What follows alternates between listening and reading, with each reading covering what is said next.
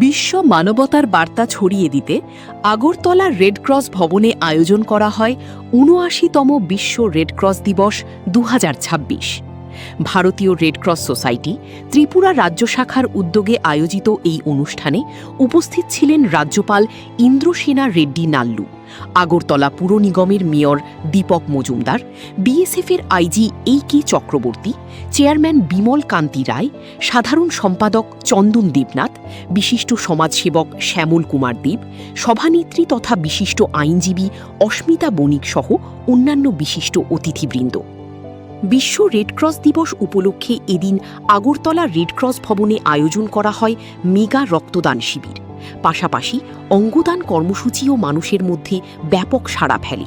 শুধু আগরতলাই নয়, রাজ্যের ৭টি জেলার রেডক্রস শাখাতেও রক্তদান শিবিরের আয়োজন করা হয় ত্রিপুরা রাজ্য রেডক্রস শাখার সহযোগিতায়। অনুষ্ঠানের মূল প্রতিপাদ্য ছিল ইউনাইটেড ইন হিউম্যানিটি, অর্থাৎ মানবতার বন্ধনে ঐক্যবদ্ধ হওয়া। সমাজে মানবিকতা, সহযোগিতা এবং পারস্পরিক বন্ধনকে আরও সুদৃঢ় করতেই এই বিশেষ উদ্যোগ বলে জানান আয়োজকরা।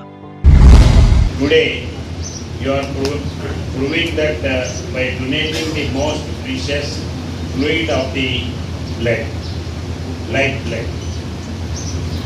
I take a moment to acknowledge my distinguished personalities on this dais.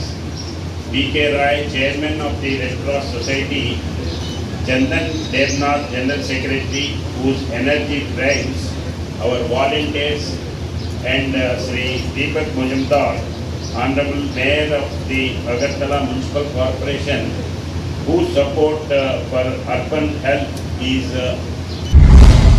Bureau Report, The News 9.